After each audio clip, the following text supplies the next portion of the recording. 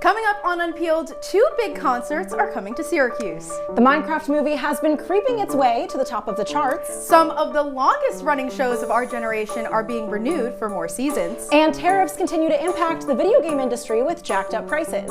All that and more, Unpeeled starts right now.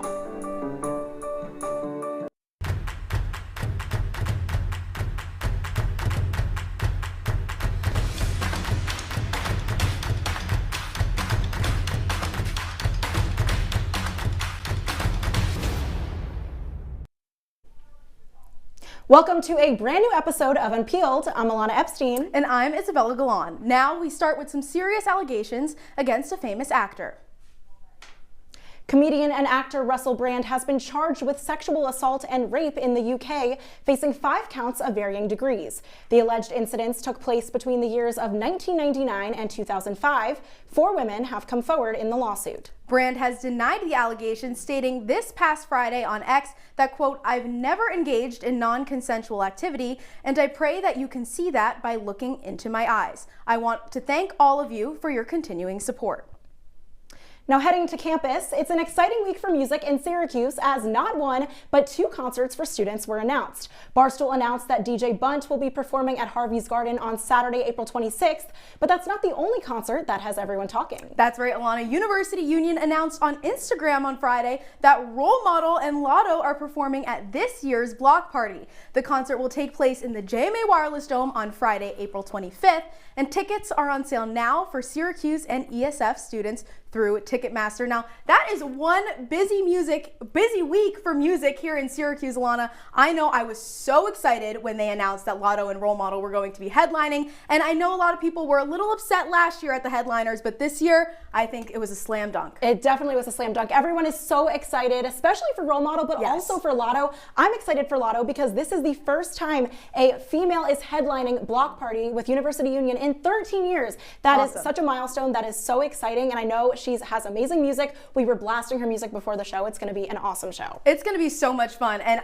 you were the first person that I texted when I found out who the lineup was going to be. I know I was so excited. You would be just even more excited than I was, but I gotta say, who do you think Syracuse Sally is going to be? I just love that it's called Syracuse Sally. Everyone's calling that SS. I think it's amazing, and I don't know. Honestly, it's Syracuse Sally. It's for one of his songs, Sally When the Wine Runs Out, and he brings someone from the audience up on stage to dance with him during the bridge. I don't know who it's going to be, but also so many students are buying tickets for this. There was a queue. Yeah. There was a queue for tickets, which has never happened. Never happened before, but we are so excited to welcome them into the Dome very, very soon.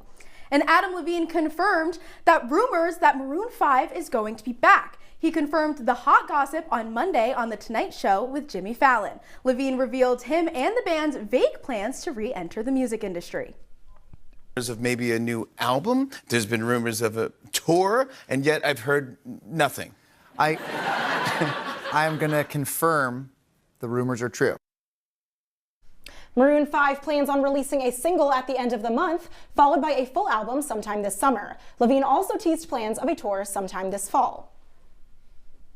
Now we have got to block out some time for the new Minecraft movie that is defying expectations on every level. The Warner Brothers film starring Jack Black and Jason Momoa made $130 million worldwide during their opening weekend. They were only expected to make $65 million domestically and internationally. On opening day, the film had already made $57 million. It became clear that this big screen adaptation was going to take things to the next level. Even before the weekend hit, the movie already surpassed the Super Mario Bros. Movie's opening weekend, and their numbers are only continuing to grow. Now, Bella, that just must feel amazing. Imagine being part of a movie, making only a little bit of money, and then making nearly double that. That must be so exciting. But something that I've noticed is definitely the amount of brand collaborations that they're doing. That's definitely bringing in a lot of excitement for the fans. Yeah, the movies that have been doing really, really well have been doing amazing collaborations with brand. We saw that with the Barbie movie, we saw that with Wicked. Now with Minecraft, one of the famous ones that everybody is talking about is the Minecraft McDonald's collaboration, where they're getting the Happy Meal version where there's toys inside, and everyone is just loving it on TikTok. My roommates even got the box themselves, and everyone's just loving it. We're gonna have to go and try it. And staying on the topic of food, there's actually a trend. There's one line in the movie that Jack Black says. He says chicken jockey. He screams it. He screams it. Okay, I didn't even know that. He screams chicken jockey, and everyone who's in theaters is throwing their popcorn and drinks at other people in the theater, which I think is such a disgrace. I mean, it's so nice that we're back in the theater watching and not at home watching, and so people are just ruining that experience. Yeah, a theater in New Jersey actually banned kids from going by themselves. They have to have an adult with them. So I think we just need some lessons in theater etiquette. We definitely do. I would be annoyed if someone hit the back of my seat or turned their phone on. I don't need them throwing food and drinks at me. Oh, for sure. Well, Barbie just announced that LeBron James is the first athlete to have a Ken doll. The doll will be in collaboration with the LeBron James Family Foundation to celebrate Ken's 65th anniversary, expanding the world of Kenbassadors. Kenbassadors, I just love that. Mattel released photos of the doll. LeBron's doll will be an inch taller and comes in larger packaging. It is sporting a varsity jacket, a We Are Family t-shirt, Nike sneakers, Beats headphones, and his legacy I Promise band, along with a ton of other accessories. The doll will cost $75 and is set to go on sale April 14th. Bella, this is just so exciting. This was announced today and it was posted on the Barbie Instagram just 10 hours ago, almost has 300,000 likes, and the top comment, my favorite comment by far, is from Nike, and it says La Barbie. And I just love that. La Barbie, that's the perfect name. Perfect. I absolutely love it. And they put so much attention to detail into this doll based on his height, making him a little taller than the other Barbies, having his headphones. I think Mattel really knows how to put so many details into all the things they've created. We've seen so many iconic women be turned into Barbies. And now we have a Ken after LeBron James. I mean, this is a perfect way to bring in more people into the Mattel universe. It definitely is. And so many people look up to LeBron as an athlete. I mean, he's definitely one of the greatest. So the fact that people can have a replica of him in their room is just so amazing to see, and I know it's going to be such an inspiration for so many people. And we could put it right next to our Barbie, our reporter Barbie that we have in our station. Yes, absolutely. And I wonder who will be the next Kenbassador. Exactly. We'll have to find out. Well, when we return, a breakdown of all the best runway moments from Syracuse Fashion Week, and we take a dive into Syracuse's electronic music scene. Don't go anywhere, Unpeelers.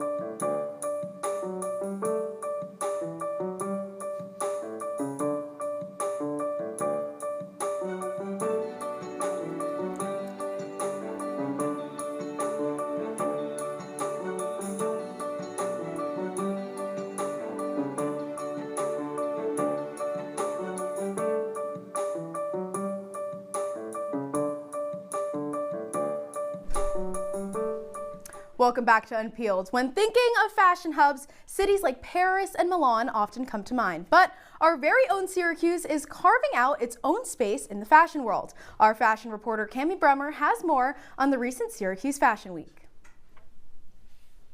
Thank you. Syracuse Fashion Week is a semi-annual event that unites designers, boutiques, stylists, artists, and musicians from Central New York. The philosophy is clear: always inclusive, never exclusive. This celebration not only highlights fashion, but also fosters community engagement and supports local businesses. Beyond the glitz and the glamour, Syracuse Fashion Week takes a stand against food insecurity. Partnering with the Food Bank of Central New York, the event raises awareness and funds to combat hunger in the region. This initiative underscores a belief that while clothing is essential to human existence, access to food is even more crucial. But that's not all. Syracuse Fashion Week is also known for supporting individuality. I had the chance to talk with some of the models and learn how being part of such a cool experience brings out the confidence for many of them, and the importance of empowerment through style.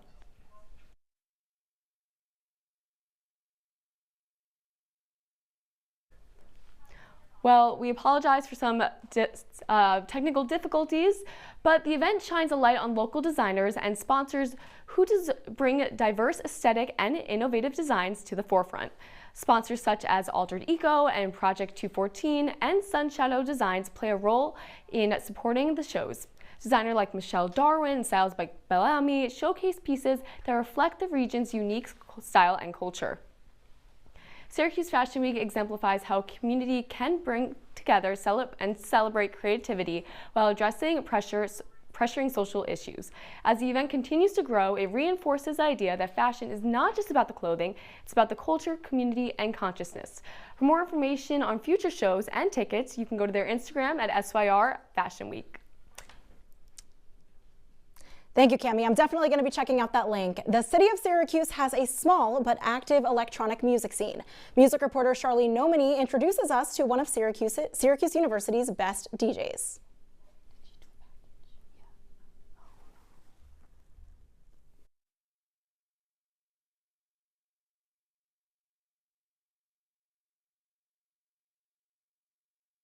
When you're out late on a Friday night, it's easy to overlook the person spinning the music.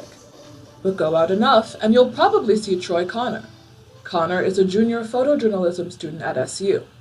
His path to DJing started with a mountain biking injury. I started when my friend loaned me her deck, when I knew I had a surgery coming up and I had to find some activities to do that I could just be seated and not really moving a ton. So yeah, she gave me her equipment and that's kind of where it all started. Connor says DJing gives him the same adrenaline sports once did. Like ever since my surgery, I haven't really been able to find anything that gives me that same feeling like this. Before playing in basements and venues, he performed at home for friends.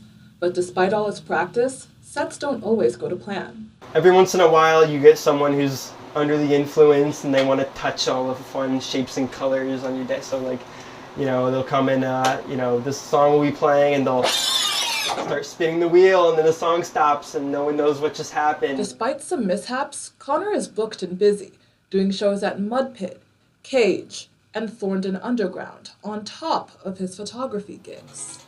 Friday, he performed at Project Latex at the Song and Dance. The next day, he's already prepping for Screaming Madhouse that Saturday night.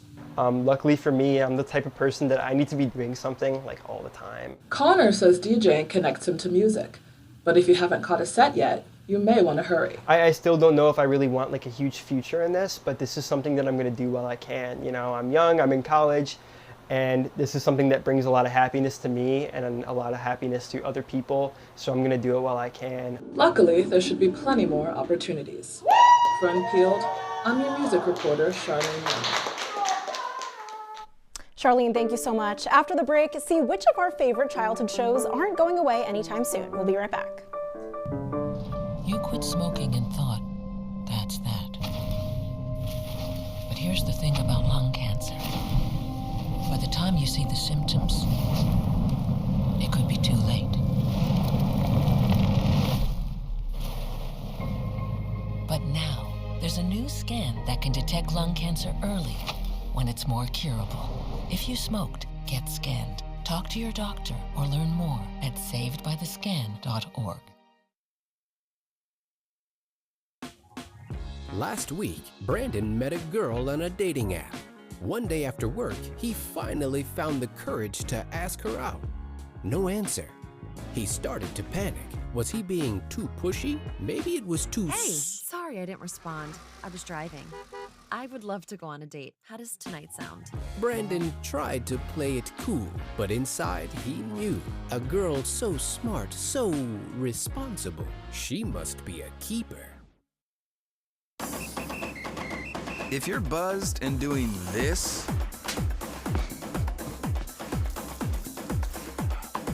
to make yourself feel okay to drive, ZWX.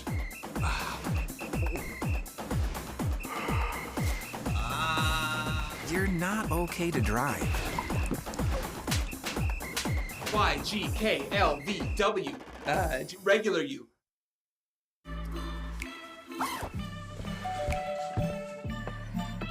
Yo, camping buddy. Okay, you guys ready? Dude, I thought you were driving. I thought you were driving. Oh, I never said I was driving. I definitely can't drive. Okay. If you're high, just don't drive. It's illegal everywhere.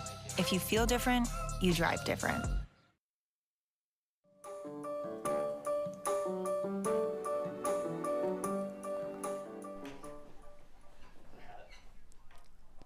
Welcome back to Unpeeled. It's hard for TV shows to continue to draw in audiences and keep getting renewed. Yet, these cartoons have somehow figured out the trick. Our TV reporter Victoria Daly has more. The famous animated sitcoms The Simpsons, Family Guy, Bob's Burgers, and American Dad are just some shows that have been renewed. These shows were all renewed for 4 more seasons, meaning they will be on air until the 2028-2029 broadcast season. They will have 15 episodes per season starting from 2025-2026. These cartoons are some of the longest running shows ever. The Simpsons are going on 40 seasons, Family Guy 27, American Dad season 23, and Bob's Burgers season 19. Fox has renewed all these shows, including American Dad, which debuted on Fox in 2005, but since 2014 has been on TBS. Additionally, Hulu will remain as the exclusive global streaming platform for all 4 animated seasons. But there's more. The TV series South Park has been renewed. In 2021, creators Trey Park and Matt Stone signed a deal with MTV Entertainment Studios to renew the show through 2027. This deal has shortened the amount of episodes per season, but increased a focus on these special episodes. This deal makes it so that each year, 10 half-hour episodes must be created, but split between TV episodes and Paramount Plus specials. These special episodes will be double the length than a regular episode. The idea of renewing and reviving these classic cartoons seems to be an ongoing trend in the entertainment industry. Networks and studios are constantly opting for reboots, remakes, and spin-offs of known series. This is due to the financial security and brand recognition that these remakes offer. They tap into these existing fan bases, which require less initial investments since these shows already have a following. Well, that's all I have as your TV reporter. I'm Victoria Daly. Isabella, will you be tuning into these renewed cartoons? Oh, I definitely will, Victoria. Thank you so much. Now, this past weekend, first-year players put on their annual spring musical. Our Broadway beat reporter, Sophia DiStasso, is here to tell us more. That's right, Isabella. This year, the group performed Legally Blonde. What makes FYP so special is found in the name, as the whole cast is made up of freshmen who then go on to produce in their next years here. Legally Blonde is like a beast. It's a really, really tough show. Lots of costumes, lots of quick changes, set pieces, characters, and every single person on staff has put in so much work into the show, so that's been such an amazing process to watch. Senior producers Reese Galdali and Emily Vaca strive to create a welcoming environment that they have been a part of for the past 4 years. I love this org. I've been in it for 4 years and it has given so much to me. So for my senior year, I figured I'd give back to it. The organization creates an environment for first-year students to thrive as they continue the transition into college. It's meant so much to me because I've met so many awesome people that I never would have met before. Everyone in crew's in like a different major. Like I know I would have never crossed paths with so many people had I not been a part of this. I still wanted opportunities to perform because that's always been a huge part of my life. So when I found out that there was a place to do that as a freshman and then be a part of that, you know, as like a staff member if you want to for the rest of college, it got me really, really excited. When I came to Syracuse, I was so nervous that I wouldn't find my people, I wouldn't find my group because of how big it is, how many activities they offer. But I've definitely found my place, I found my people in FYP, that's our whole motto, and I'm so, so grateful. Another part of what builds the community within FYP is the challenges they have to overcome together, most of them common in the world of theater. This year, they faced one that was unexpected. The biggest challenge we faced this year was a severe budget cut, but we still have an amazing show, even though we got $11,000 less than we normally would. But despite the speed bumps, Galdali says her road along FYP has been crucial to her character. FYP has been the hallmark of my college experience. And their hard work paid off as they received a standing ovation to close out the show. Reporting for Unpeeled, I'm Sophia DiStasso. Thank you so much, Sophia. When we come back, there has been some massive backlash on the new Nintendo Switch announcement. Don't go anywhere, Unpeelers. I see you mobbing over her. Let's go. Let's mob. Let's crawl. Let's crawl. Let's crawl. Hey, yo, we mobbing. Come on, girl. Let's crawl. Hey, yo, let's crawl. Hey, yo, let's crawl. Hey, let's crawl. Hey, yo, let's crawl. Look at you. You're at the top of your game. You're unstoppable. Nothing can throw you off track. Wait, is that your car? Uh-oh. Yeah, I saw that coming. That will throw you off track. You're looking at around 10 grand in fines, legal fees, and increased insurance rates. Let's try this again. Smart move. Because buzz driving is drunk driving. You quit smoking and thought, that's that. But here's the thing about lung cancer. By the time you see the symptoms, it could be too late. But now, there's a new scan that can detect lung cancer early, when it's more curable. If you smoked, get scanned. Talk to your doctor or learn more at savedbythescan.org. If you're buzzed and doing this,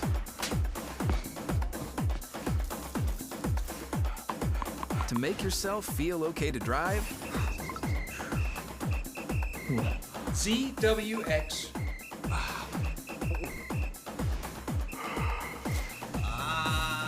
you're not okay to drive. YGKLVW. Regular you.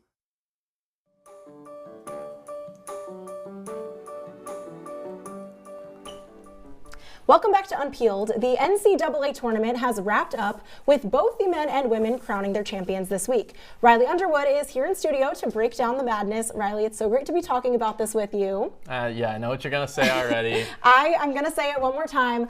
I did pick the Florida Gators to win, and they won. So why don't you tell me a little bit about what their journey was like to get there? Yeah, I mean, Florida beat Houston 65-63 in the final. It was really poor shooting from both teams in the first half. Walter Clayton, he just finished with 11 points. Comparison, he had 34 in the Final Four against Auburn. They had 30 in the Elite Eight to beat Texas Tech, so they didn't really end up needing their leading scorer to take the win. They did not. I was watching both of those games. I was surprised too, but let's move over to the women's team. Tell me about that bracket. I mean, UConn really dominated the whole thing. They beat South Carolina in the final, 82-59. Throughout the whole tournament, Ilana, Connecticut did not win a game by less than 14 points. I mean, that's just nuts. Pure domination. Paige Becker, Zazie Fudd, Sarah Strong, they combined for 65 in the final. That outscored the entire Gamecocks roster. They started off the tourney beating Arkansas State 103-34, and they really did not look back after that. So crazy. I was kind of expecting that from Paige. I mean, she's amazing. But starting off, we had 64 teams. We ended with 1. If there was one game that you could go back and rewatch, which would it be and why? I think I'd have to go with the Sweet 16 game between Houston and Purdue. I mean, Houston drew up the perfect play in the final seconds to win that one. You could easily go with the Final Four between Houston and Duke also. 14 points down in the second half. And also, that second round game, Connecticut versus Florida, that could have easily ended Florida's run right there, but didn't. So I'll admit it now, on closed circuit cable, Ilana has more basketball knowledge than me. She picked the winner. I picked her wrong. So it's okay. We picked both of the teams in the final two, so okay. We still did pretty good. Yeah. But Bella, what's happening in esports?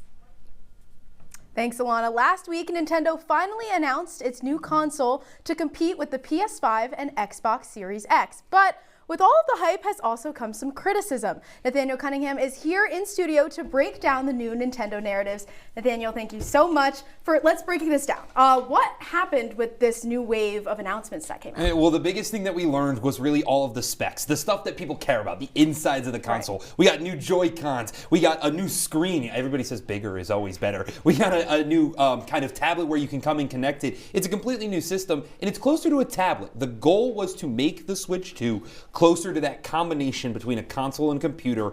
Nintendo has finally done that and gotten a lot closer than even Apple has done in creating their iPad. Very, very cool. And even with all these new changes, though, it seems like some fans aren't happy. Why is that? Well, the biggest reason, Bella, is that all these fans are upset about the price. Nintendo Switch 2 marketed at $449. Compare that to the original Switch at $229. It's a big jump up, but also the games. Most AAA games are listed at around $70. Nintendo said if you want to buy a digital copy, it's $80. A physical, $90. Wow. And a lot of that you can kind of attribute to some tariffs that President Trump has instituted, especially around those Asian markets. But it's just a tough task when these markets are going up and Nintendo fans are suffering. Yeah, that definitely is a big increase in price that I know a lot of fans probably are not that happy about. But if I was to buy one, where should I go? How could I get it? When should I look for it? Well, you're going to have to wait a couple more months because the release date is June 5th, 2025. That could change though. Again, with these tariffs and everything, Nintendo might push this back as long as they want to. But people are still excited, even with the prices and everything that's going on. Some people even started camping out, like YouTuber Chicken Dog. I mean, he's been out there for a couple days now. He plans on being out there for the entirety of the 2 months before the release. Crazy. So if you've got fans that are already excited for this, even with it a couple months away, and if you want to get to it, you could pre-order it. Those should come out next week. But there's going to be lines of people. They're going to start filing out soon. Awesome. Definitely going to keep an eye out on that. Thank you so much, Nathaniel. Well, when we return, even though Ilana and I are not going to Coachella this year, we do have our outfits picked out just in case. Don't go anywhere.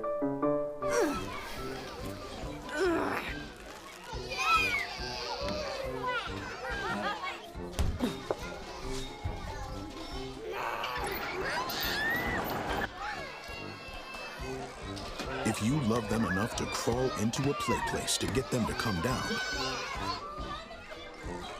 then surely you'll check nhtsa.gov/the right seat to make sure they're in the right car seat. I see you mobbing over her. Let's go. Let's mob. Let's crawl. Let's crawl. Let's crawl. Hey, yo, we mobbing. Come on, girl. Let's crawl. Hey, yo, let's crawl. Hey, yo, let's crawl. Hey, let's crawl. Hey, yo, let's crawl. Taking care of a family member can lead to plenty of questions. Fortunately, there's a place to get the answers, for them and for you. Find articles, tips, and tools from experts and others who have been in your place. The Caregiving Resource Center at aarp.org/caregiving.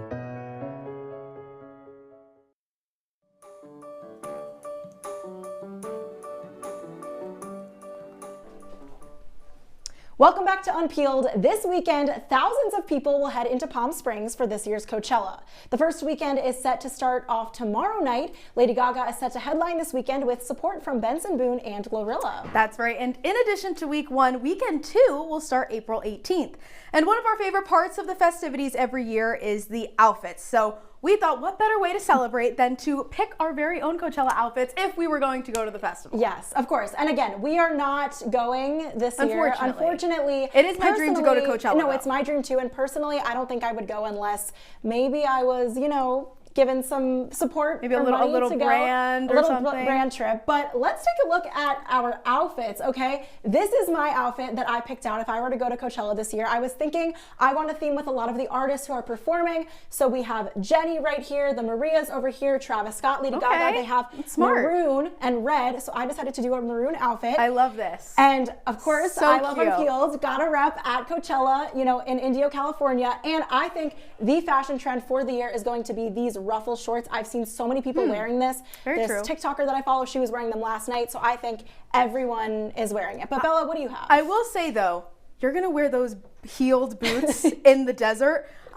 No, I have watched I have watched so many vloggers every single year, and every year they say do not wear heels, which is why I picked a more comfortable pair of boots. And I have this nice little all black ensemble, and they do say even though it's hot during the day, it gets really cold at night. So that's why I'm bringing a nice leather jacket with me, a cute little arm cuff during the day, a nice little belt, lots of gold accessories. However, what if you're in a DJ set and you're in a rave and you start jumping up and down? Aren't you going to be a little hot in this jacket? Well, that's only for the night, and like during the day, like I'll just carry it on my arm. You're gonna carry it? If I lose it, it's fine. Clearly, it's for the aesthetics, it's for the photos. There are some flaws in both of our outfits, and this is why you need to really plan your Coachella outfit. Very true. My heels and Bella's jacket would have probably been a problem. Very true. Well, unfortunately, that is all the time that we have with you tonight. Thank you for tuning in. Make sure to follow us on our socials at CitrusTV on X and Unpeeled _ on Syracuse on Instagram. I'm Ilana Epstein. And I'm Isabella Galan. Have a great night, Syracuse.